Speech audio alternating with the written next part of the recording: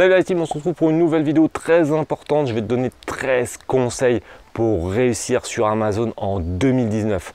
On se retrouve tout de suite, let's go!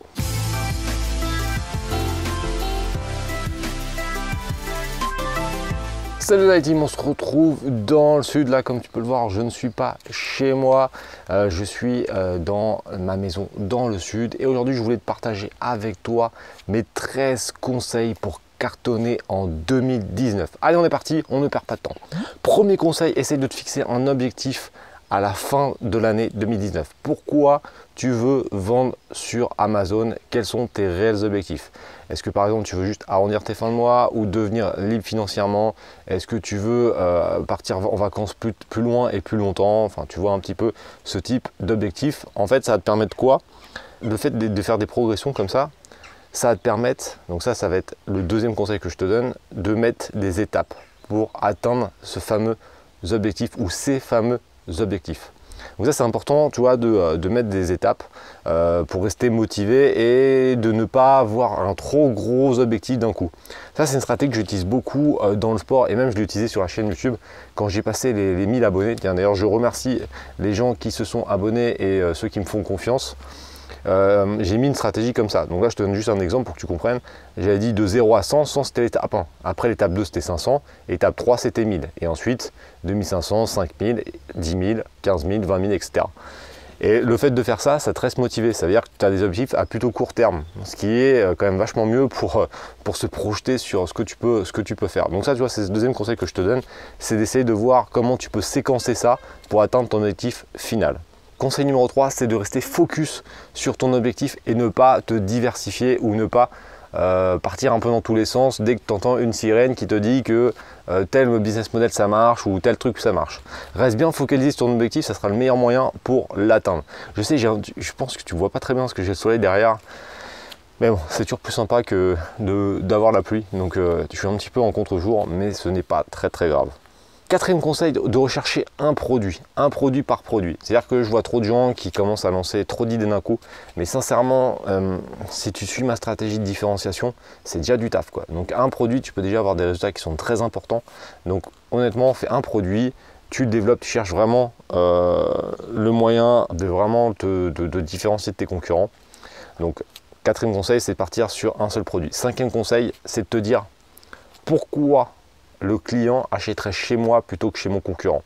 Et ça va te permettre de trouver la fameuse différenciation ou la plus-value ou les plus-values et les différenciations pour battre tes concurrents. Ça c'est mon cinquième conseil, de bien poser cette question. Pourquoi le client achèterait chez moi plutôt que chez mes concurrents? Si tu poses cette question et que tu trouves des solutions, ça va cartonner, ça c'est certain.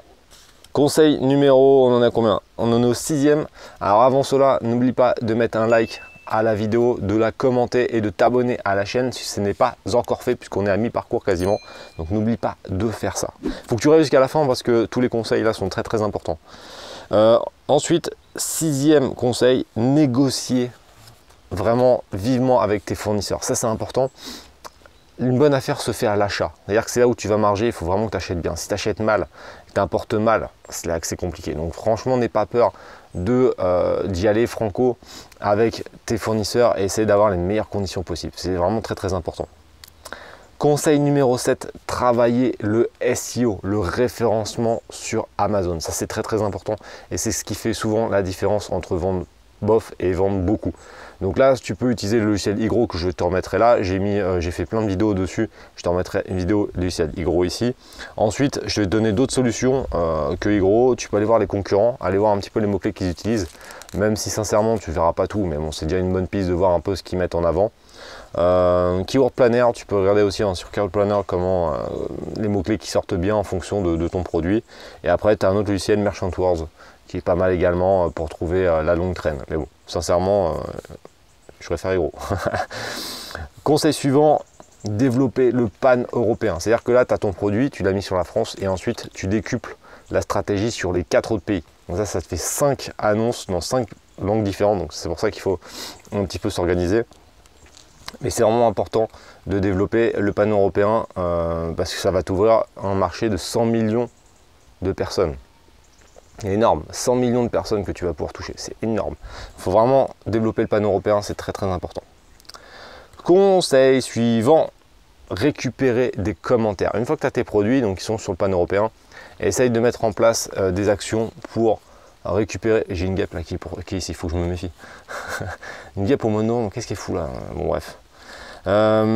Récupérer des commentaires, donc là tu as différents moyens. AMZ Cockpit, le logiciel pour avoir c'est un auto-répondeur pour envoyer des séquences de mails, ça marche plutôt bien, même s'il ne faut pas s'attendre à des taux de retour énormes sur Amazon.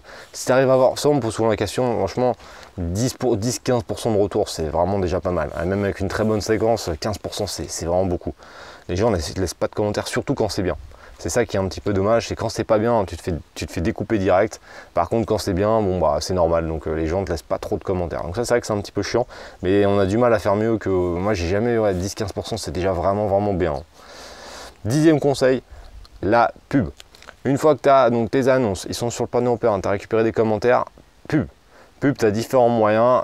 Tu peux utiliser les moyens qui sont alloués par Amazon ou des moyens externes. Ça, j'ai déjà fait pas mal de vidéos là-dessus. Va voir dans ma chaîne, pense à t'abonner au passage. Et ça, je pense que tu trouveras comment faire de la pub sur Amazon. Conseil numéro 11, bien gérer les stocks. Ça, c'est super important. Il faut vraiment bien gérer les stocks parce que en cas de rupture, tu vas vite perdre du ranking, donc du positionnement sur Amazon. Donc fais vraiment gaffe au stock. Il y a un outil qui s'appelle planification des stocks. J'ai fait également une vidéo là-dessus. Je te la remettrai ici. Tu peux t'en servir. C'est un moyen qui est donné par Amazon pour assurer un suivi des stocks. Donc c'est vraiment pas mal.